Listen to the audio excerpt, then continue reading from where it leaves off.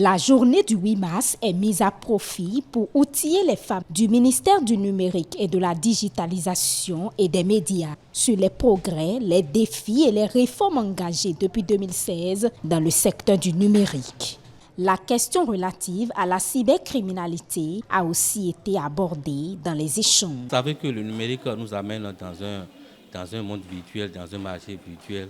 Donc il est nécessaire qu'on puisse renforcer la capacité des femmes de nos secteurs sur la cybercriminalité. Dans cette communication, nous avions parlé des aspects légaux et législatifs et organisationnels que le gouvernement a mis en place pour lutter efficacement contre ce fléau. Et en dehors de ces aspects, nous allons parler aussi des modes opératoires. Les modes opératoires que les escrocs utilisent pour pouvoir arnaquer nos utilisateurs. Et ensuite, nous avons annoncé quelques perspectives.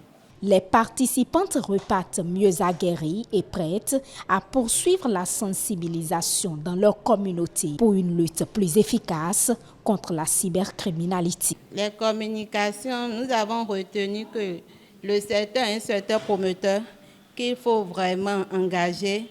Et en tant que femme, c'est un secteur qui peut nous aider à orienter nos enfants parce que nous avons vu que dans ce secteur, il y a les métiers, surtout les femmes, qui sont vraiment absentes dans le secteur et nous voulons changer la donne pour que les filles s'intéressent aux métiers numériques.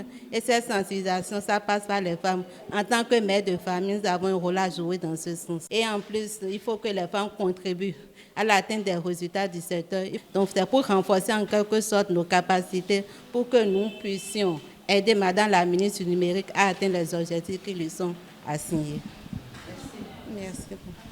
En matière de e-service, nous avons écouté des experts qui nous ont apporté un éclairage concernant ces services auxquels nous sommes désormais appelés à recourir, à utiliser dans notre quotidien.